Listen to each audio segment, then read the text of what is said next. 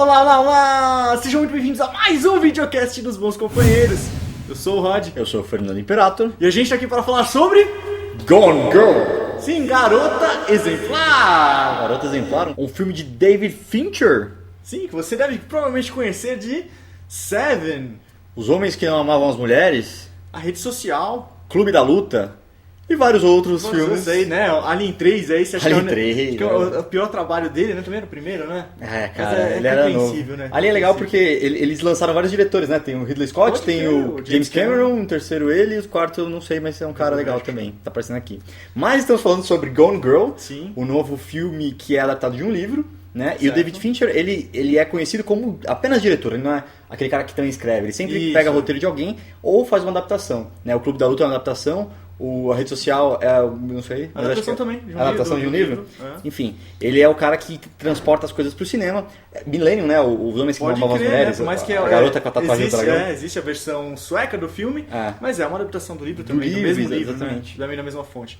Pô, bacana. E agora a gente tem Batman! Ben Affleck Ben antes, Affleck. né? Acho que é o filme antes dele fazer o Batman, né? Exatamente, Ele você já vê que ele já tá Tá fortinho? bate-parrudo, né? Bate Já tá fortinho, pançudo. Exatamente. Né? Tem ainda também a menina, né? A atriz, a Gone Girl, Gone Girl. que o nome tá aparecendo aqui, que também Exatamente. tá muito bem. Tá muito bem. E ela é uma Bond Girl? É um Bond Girl, pô. Se você curte como eu também curto, eu lembro da minha adolescência, eu gostei muito de Um Novo Dia para Morrer. Die Another Day. Do James Bond, ela era a Frost, que era uma agente dupla. Olha eu dando spoiler se você ainda não viu. Boom. Cara, a história a gente vai pegar o Ben Affleck, né, que é um cara suburbano, né, abre o filme, né, mostrando ele, né, morando numa casa grande e tal, no subúrbio, mas ele é um cara que vai contar a história dele, como que ele se relaciona com a esposa dele durante o casamento. Então, Isso, e é um filme que vai contando isso em flashbacks, né? exato. Então a história de como ele lida com a mulher dele ao longo dos anos, cada ano, e como que a relação se degrada até que chega um momento que ele vai estar em casa e não acha a mulher, e a mulher sumiu. Desapareceu. E aí que a Gone gente vai Girl. ter a trama, né, pra gente acompanhar junto com o personagem, como que ele vai encontrar, o que aconteceu com a mulher dele. E, se não faltasse o pior, na história ter sumido. Ele é um dos suspeitos de, se a mulher sumiu, é provável que ele seja um assassino, ela tenha sido assassinada, então aí a gente vai... Tem certos mistérios e a trama vai se desenrolar de uma maneira bem bacana. É uma drama meio policial, meio de detetive, né? Porque ele tem pistas, inclusive a mulher dele, ele gosta de brincar, de deixar pistas. Caça ao tesouro, como eles chamam, né? Todos os aniversários de namoro tem alguma coisinha assim.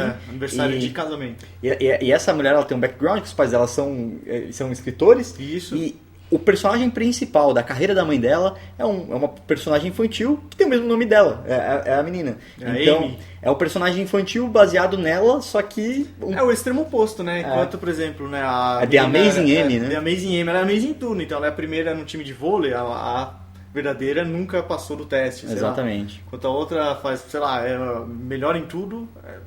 Então, na verdade, ela é a projeção que os pais dela queriam que ela fosse. Isso. E ela se sente, de certa forma, frustrada com isso. Sim.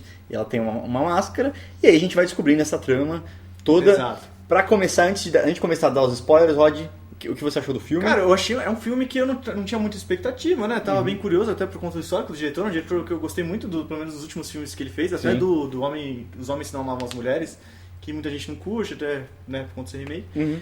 Cara, eu gostei, apesar das bizarrices, assim, é um filme que tem que eu não esperava, assim, eu achei bom, cara, eu curti. Acho que é um bom filme, mas ainda fiquei na dúvida, assim, se eu tinha gostado mais do que eu tava mais surpreso pelas bizarrices, mas no geral uma história que surpreendeu bastante até em alguns pontos, né, depois eu falo mais pra frente, Legal. eu ter sacado um pouco. Ele é um filme que te faz ficar o tempo todo tentando adivinhar ali o que tá acontecendo. Ele te leva, né, a ter um raciocínio. Né, E ele consegue te levar, né? De certa forma até. O Rod até descobriu um pouco antes de mim, assim, a suspeita que ele tinha, que acabou se concretizando. Mas e aí, mas você curtiu? Cara, curti muito, assim, gostei pra caramba. Acho que é o tipo de filme que eu adoro. Me lembrou um pouco o Seven também, que é dele, Os Sete Pecados Capitais. De certa forma, porque é aquela coisa que tem mistério, aí tem o detetive, aí vai procurando, achando pista aqui, achando pista ali, e você vai descobrindo junto com o detetive sobre o que acontece, né? E, cara, eu fiquei muito surpreso. O plot twist que tem no filme funcionou muito pra mim, assim. Eu fiquei totalmente... nossa, caramba. E aí você vê até no meio do filme, então fica mais interessante ainda. Porque não é aquele filme que vai te prender até o final pra te falar alguma coisa, né? Ele vai durante o meio. E eu adorei. Eu acho que você que não assistiu deveria assistir, porque assim, vale David Fincher é um ótimo diretor, ele ganhou o Oscar pela Rede Social, por Clube da Luta, não sei se o Clube da Luta ganhou, mas enfim, é um ótimo diretor, tem filmes interessantíssimos, e esse eu acho que é um deles, cara. E tem cenas assim, por exemplo, uma cena que eu vou falar logo logo, que eu acho que é uma cena que vai entrar pra história do cinema como uma cena de morte, assim, enfim. Pô, legal. É bem bacana. E agora, né, se você já assistiu esse filme, agora a gente vai discutir a fundo, né? Então participe com a gente, comente aquilo que você também achar dos pontos que a gente está discutindo e daquilo que a gente também não falar, porque agora a gente vai entrar na zona de spoilers. Exato, vamos lá. A gente roubou esse nome do Jovem Nerd, né? Você que tá roubando, eu tô quieto aqui, eu não falei nada. A gente vai entrar na área de spoilers. Na área das revelações, daquilo que você não assistiu, não é bom não você deve estar ver. aqui. Mas o bacana, né, quando você descobre assim, tudo da trama leva a entender que o Ben Affleck é um cara culpado, né? Sim. Porque ele é muito bobo, ele faz o papel de bobo ao mesmo tempo que ele também tem o papel de mistério. Parece que ele é um bobo falso também, você pode levar a entender. Porque ele não tem muita informação de nada quando perguntam pra ele. Isso serve até pra construir o personagem e te dar dicas e pistas de que, será que ele tá falando a verdade? Então, né, ele... Óbvio, quando ele tá falando lá com a policial, ele tem que dar informações sobre a mulher dele. E tem muitas coisas que ele não sabe. Peraí, mas você tá casado com a mulher e você não sabe tal coisa? Você não sabe? E tem entendeu? coisas que parece Tipo que não é nem possível. Tipo assim, ela não tem nenhuma amiga mesmo, né, cara? Exato. Tipo, não, né? Por exemplo, você acha que você conhece essa mulher, né? No caso, ele tá casado há 5 anos, né? E foi depois do 5º ano que deu problema no casamento, né? E aí você vai descobrindo aos poucos também, né? Isso. Porque no começo você vê, assim, o amor idealizado deles do começo. É muito perfeito, né? Mas aí que tá, né? O filme, ele abre contando com são as palavras do Ben Affleck, tentando entender a mulher dele, então você percebe ali um pouco que vai ser sobre relacionamento. Mas depois, quem toma a controle da narração é a mulher dele, através de um diário, que você acredita que seja um diário, até o ponto que você vai descobrir realmente que aquilo foi forjado para servir como um modo de incriminação. Exato, como modo de plantar falsas pistas. Exato. E eu pelo menos achei muito bacana o jeito que ele vai levando isso, porque ele não deixa assim claro no começo que, olha, é óbvio que ele é culpado. Não.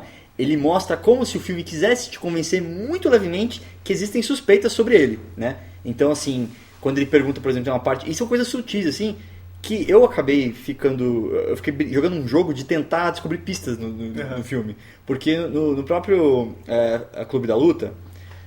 Eu não vou contar aqui nenhum spoiler mais forte, mas assim, você percebe que tem uma revelação no final e durante todo o filme existem pistas bem pontuais, assim, que você, depois de assistir o filme, você, caraca, que legal.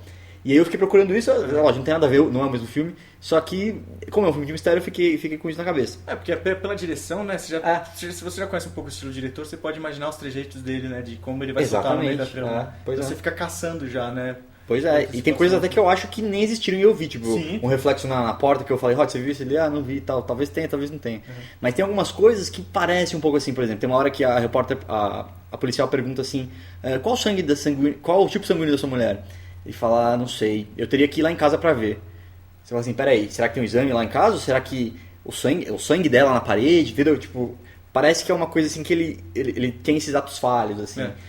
No meu caso, assim, né, falando agora da trama, de você descobrir que aquilo tudo é um plot, né, da mulher querer incriminar por conta... É uma história de vingança, né, na verdade. Ela quer ser vingada da infidelidade do marido, né? E acaba se tornando isso no meio do filme, né? Até. Eu saquei um pouco porque já demonstra que eles têm uma... É que tá, praticamente você acredita no que ela conta, né? Que é aquela coisa... E acredita porque o próprio personagem fala, né? Do caça ao tesouro que eles fazem todos os anos de casado, né? Toda comemoração, eles têm um tema... Então o presente tem que ser de acordo com aquele tema. E existe uma caça ao tesouro. Tipo, pra chegar até o presente, pistas são deixadas, né? Então, a partir do momento que a mulher dele some e ao mesmo tempo encontra essa primeira pista, porque ela some no dia de casamento, né? Do aniversário. Então você percebe que ele tá mal porque ele tem um planejamento, né? Ele planeja terminar o casamento, a mulher já tinha se tocado por conta da infidelidade. E aí ele vai indo atrás das pistas. Eu pensei, o fato dela ter sumido, as pistas fazem parte disso. Então eu não imaginei que ele fosse o assassino o tempo inteiro. O tempo inteiro na minha cabeça...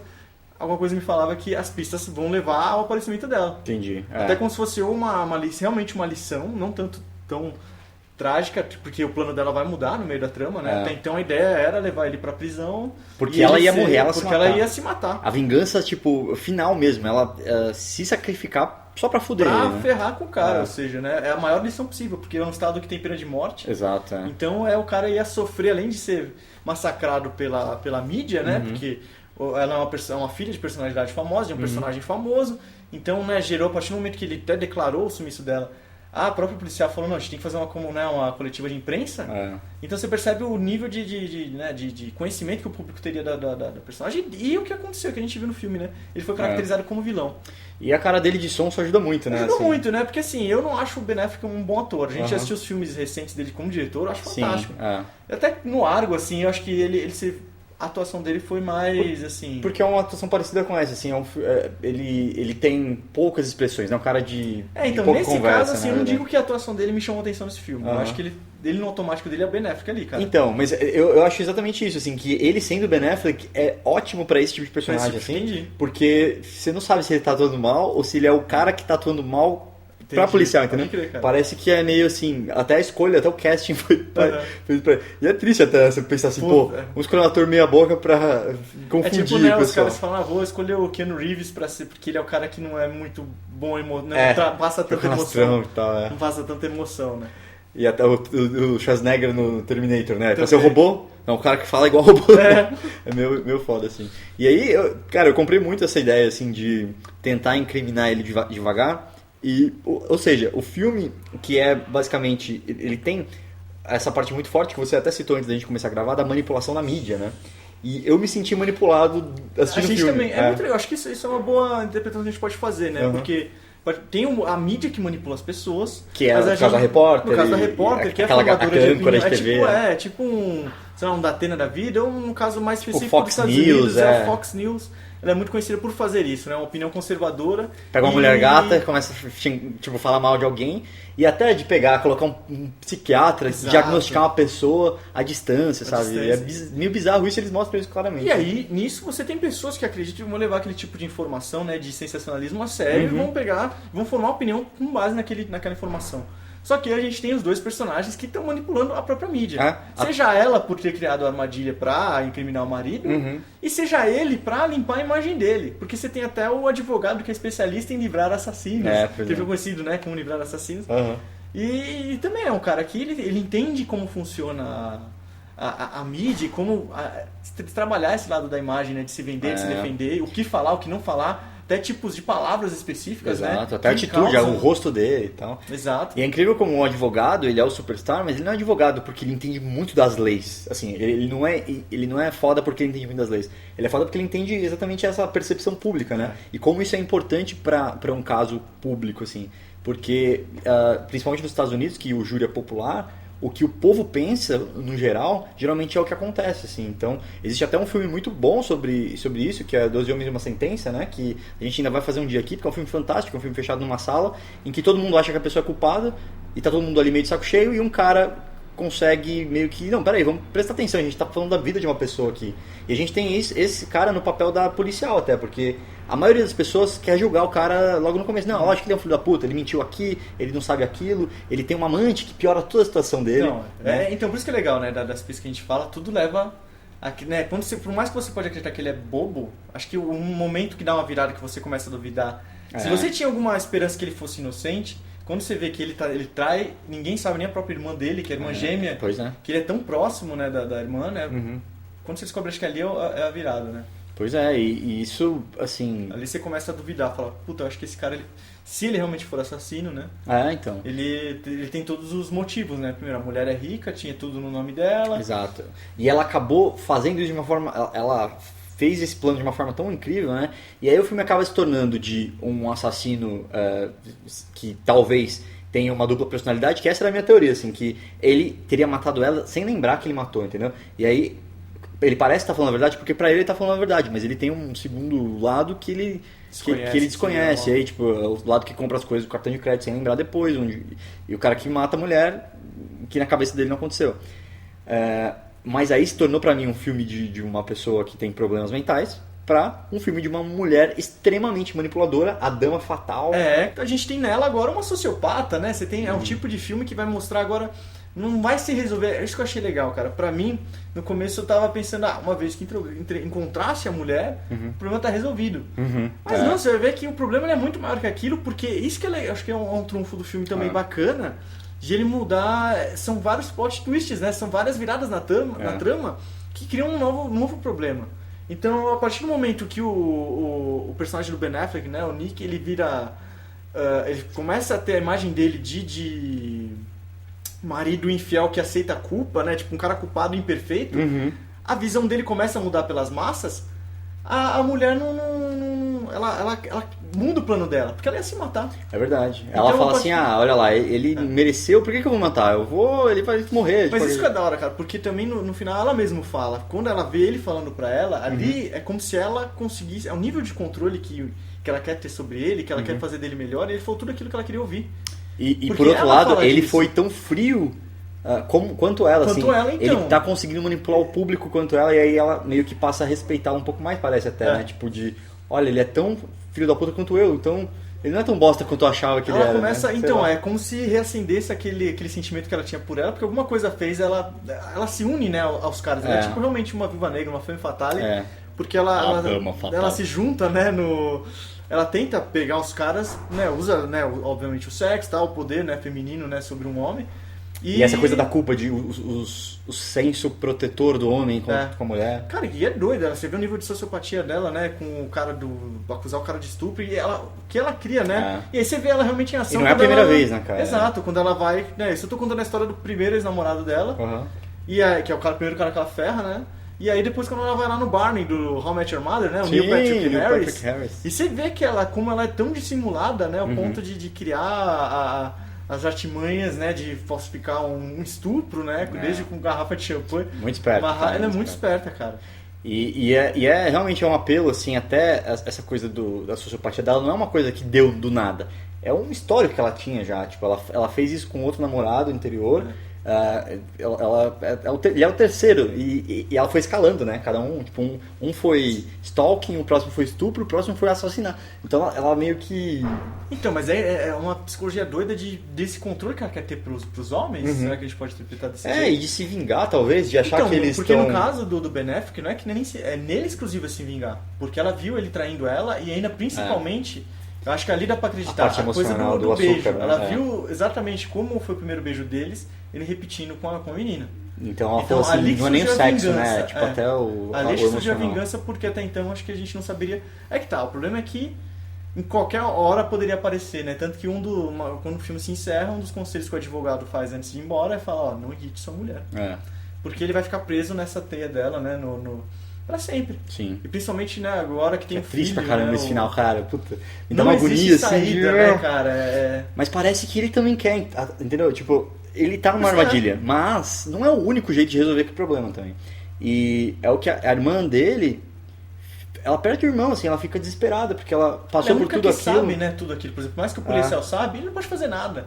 Por mais que o advogado sabe, ele também não vai fazer nada, porque ele não tem o que ganhar. Sim, a história já tá ganha, já limpou o nome do cara. Agora a irmã, cara, o próprio Ben Affleck fala, né, o personagem dele, que ela é a consciência dele, né?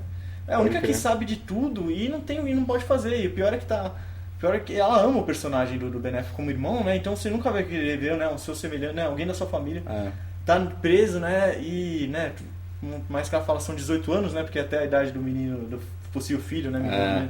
Crescer, ele tá legalmente, não é mais responsável pelo filho, né? E é triste, assim, porque ela sendo a consciência dele, né, cara, a última cena ela tá no chão, assim. Ela tá, e ele ela fala, tá arrasada, né? Eu tenho que fazer isso porque blá blá blá, blá dá não, uma... mas será que, por exemplo, você diz que ele quer também? Aí não tem daquela coisa, por exemplo, dele, quando ele fala, né, pra câmera, estilo ela, ele manipula, ele vira um pouco ela? Pode ser, será cara. Que sei lá, ele... Então, aí que a gente não sabe, né, se ele gosta de viver nessa também vida dupla ou não. Não sei se vale a pena a gente tentar racionalizar a sociopatia, assim, tentar por que ela faz o que ela faz. Foi a vingança que desencadeou ou qualquer outra coisa para desencadear essa malignidade, essa coisa ruim. Ou até a infância dela de frustração, de nunca ser boa o suficiente. Acho que com certeza, até o fato do filme mostrar isso, mostra que tem um peso o fato dela ser sempre comparada a um personagem fictício que... Todo personagem fictício pode ser perfeito. Uma vez que é comparado com algo que é perfeito, a frustração é muito grande. Você vê isso nela. Mas no caso dela, o Ben Affleck, por exemplo, ele é um cara que, por exemplo, ele não demonstra ser violento, apesar de acusar. Mas você vê ele usar de violência com ela em alguns momentos. Mas que você tá tão irritado, então até que ponto as pessoas, né? Não sei se vale a pena a gente racionalizar isso. saem do seu sério, saem do limite daquilo que é correto, do que é socialmente aceito. Por exemplo, praticar uma violência. Sim, pois é. Né? No caso dele, você percebe que ele é um cara, não é porque ele vai fazer o Batman, mas ele tá forte, você percebe que ela é uma, menina, uma mulher, né, mais frágil, assim, apesar de ser tão... dando as ferramentas certas na mão dela, ela sabe se defender. Sim. Mas nesse caso você vê uma violência muito visual pra cima dela. E é engraçado que ele tratava ela bem, aliás, ela tratava ele muito bem pra uma pessoa que odeia, né? Então você vê que o ódio desencadeou mesmo quando ela resolveu se vingar, né? E aí essa violência aqui, ele na verdade não cometeu, né? Isso é uma das coisas que a gente não sabe se ele empurrou ela ou não ali, porque isso foi uma versão dela que a gente sabe que tem várias coisas que ela contou que são mentira, né? Sim. Mas pode ter acontecido. Porque a gente vê ele bater na cabeça dela no final, acho que ali, né? Então mostra que ele pode ser tirado do sério, assim, e ele quebrando o copo com a policial, ele gritando com a outra policial no começo do filme. E aí, é lógico, o filme mostra isso, assim, que ele não é porque ele é ou não é assassino que ele é uma pessoa perfeita ou não. Né? Ele tem a amante, ele não é um cidadão exemplar, ele não é um garoto exemplar. Ele é um cara que tá saco cheio, ele teve essas crises no casamento, ela também teve, de certa forma ela tomou umas medidas um pouco mais drásticas que ele, né? E a gente se surpreende mais com ela porque, porra, ela era toda exemplar realmente. Sim, assim, parecia que... Isso que é legal, cara, você vê uma coisa tão perfeita, parecia conto de fado, né? E é que tá, também, ele não teria motivo, é que tá, né, pra trair a mulher. Mas então, não dá, né, pra gente querer justificar. Tudo bem, não dá pra justificar, né? Imagina se todo mundo que traiu outra pessoa simular um assassinato pra pessoa ir morrer, é foda. Não, fora que assim, você tem que ser muito bom, é que eles eram escritores, né? Então, ela já gostava de todo esse universo. Pensar em tantos detalhes assim, né? E, cara, assim, eu acho que esse filme levanta essa questão da vitimização que a sociedade tem, né? Hoje em dia, parece que é um hobby nacional, assim, o pessoal fica ofendido. Então, se acontece alguma coisa, você sempre vai ter a vítima e vai ter um monte de gente meio que querendo mostrar o seu valor, defendendo a vítima. E isso acaba ocasionando muita injustiça também, né? Porque não é sempre que a pessoa que errou é um monstro. Tipo, às vezes e às vezes merece essa reprimenda, mas o nível de tortura psicológica que ele passou não é justificado de forma alguma, assim. E primeiro você achar que sua mulher morreu, isso já é o suficiente, né? Que é mais ou menos, sem dar muito spoiler, Kill Bill.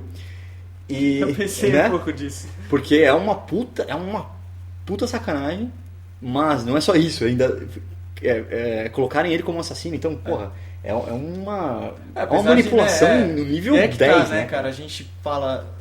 Cada pessoa reage de um jeito, né? Por isso que a gente julga, nós também como espectadores do filme, a gente julga um pouco as ações dele, por isso que a gente até toma como pista pra talvez nos convencermos de que ele seja um assassino, que ele é um pouco até frio, né? Quando ele reage com a ideia, a possibilidade da mulher dele ter morrido, ele falando, tô até aliviado um pouco, é coisa dele dar essa sorrisinha. Mas dele ser bobão, né? Acho que por isso que acho que convenceu, ficou bom nesse sentido. Né? E aí você vê que não é assim uma questão de extremos, ele tipo, são os famosos 50 tons de cinza, são os tons de cinza.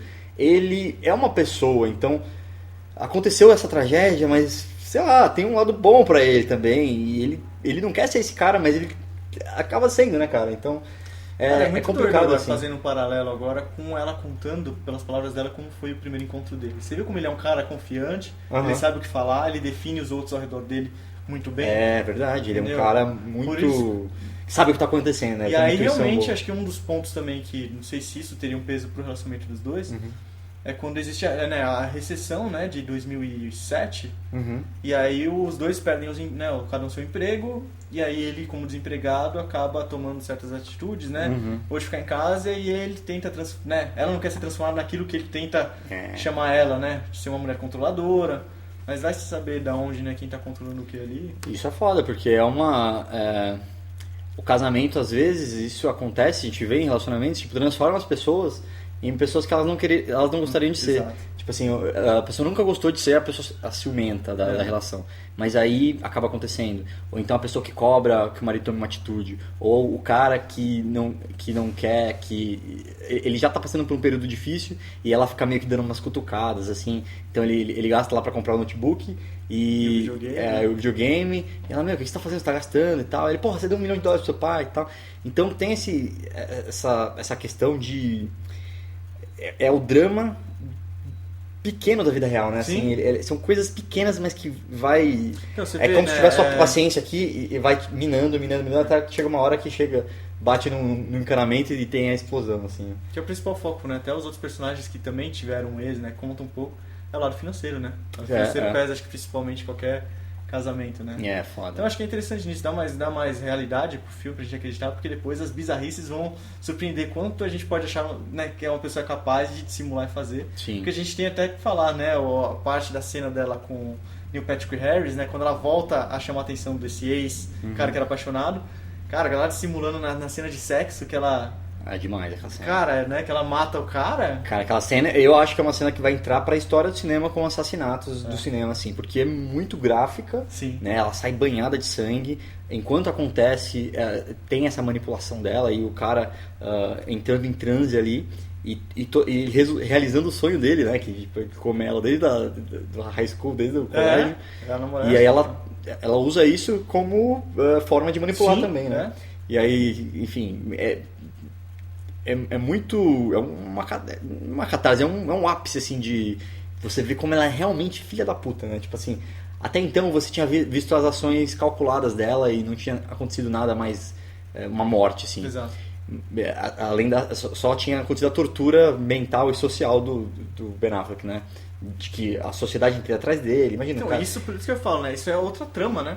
Porque aí mudou todos os objetivos. Saiu a vingança e aí voltou ela querendo voltar a ter o Ben Affleck na vida dela. Pois é. E aí você fala, caralho, então, aquela você é mais maluca do que eu pensava, né? Então, cara, você vê qual que é o nível pra ela alcançar os objetivos dela, o que ela faz. Pois é. E até, assim, os objetivos são totalmente questionáveis, né? Por que você quer ter um marido que te odeia e sabe que você é uma filha da puta e não gosta de você? Né, que ela faz tudo pra que os outros gostem dela.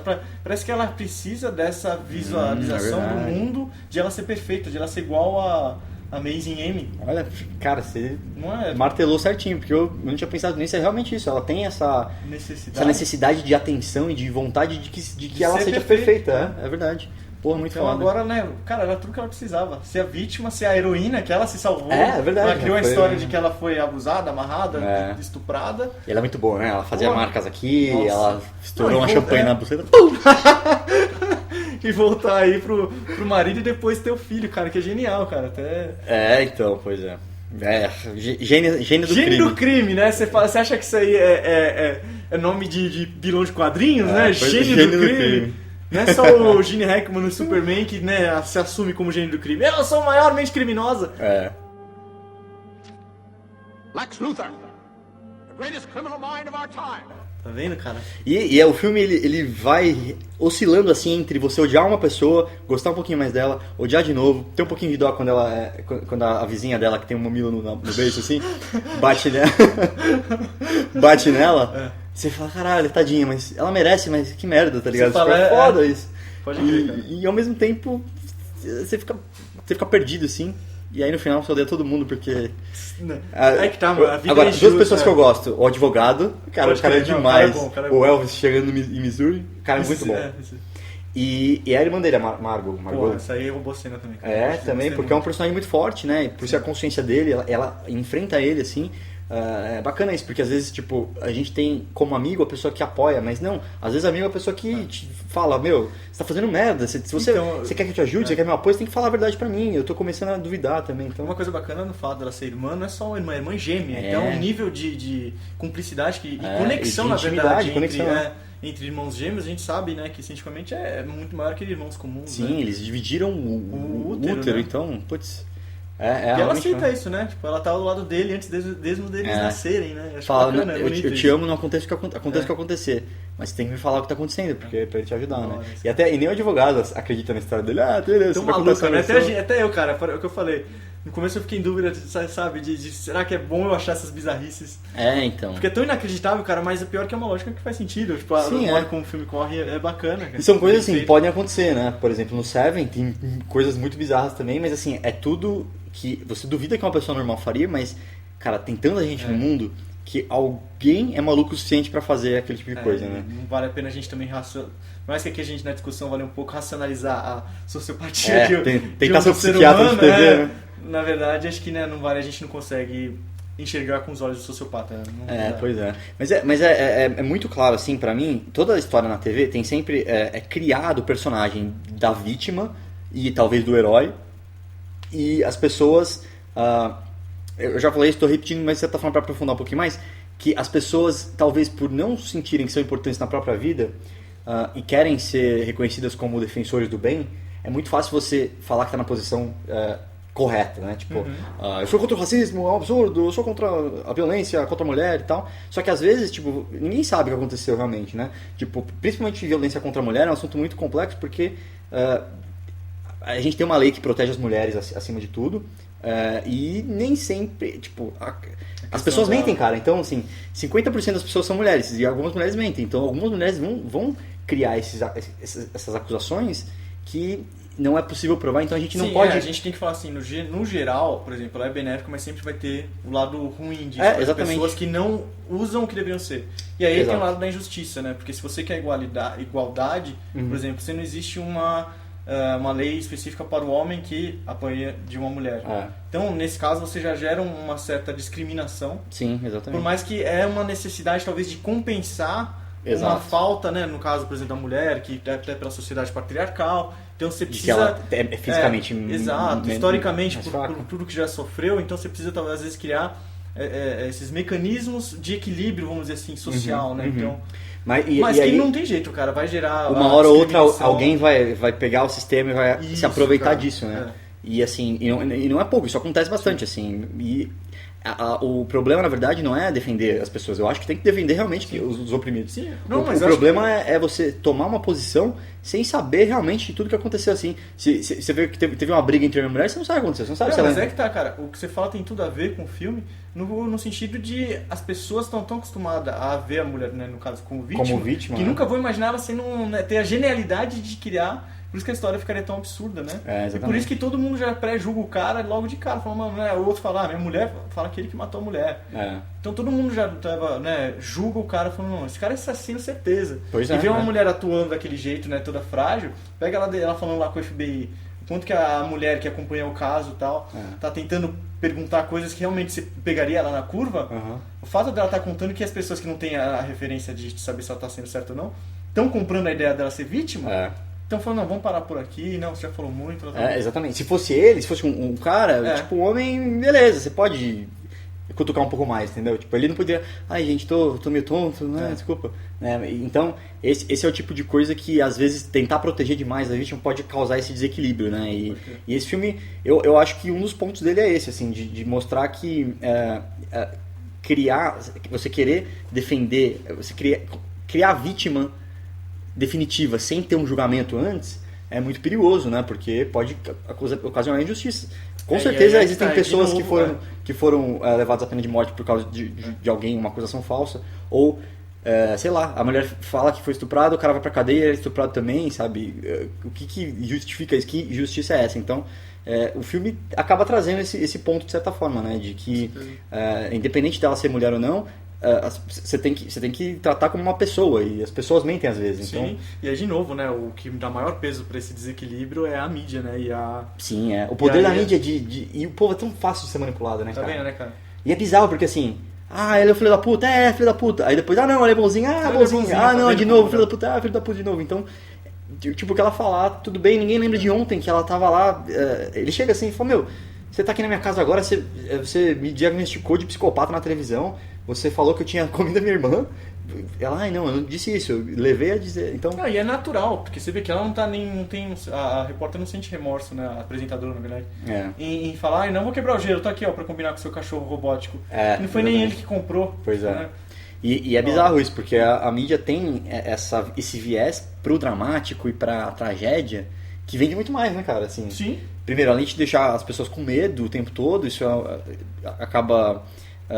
as pessoas que têm medo acabam dando mais poder para quem está no poder para protegê-las, né? No caso, por exemplo, dos Estados Unidos, as pessoas, tudo bem, entre em guerra com o Iraque aí porque eu preciso me sentir seguro, né? Depois de 9 de 11 de setembro. E acaba sendo do interesse de quem está no poder que as pessoas fiquem com medo, né? Então, às vezes isso é utilizado de uma forma conveniente, assim.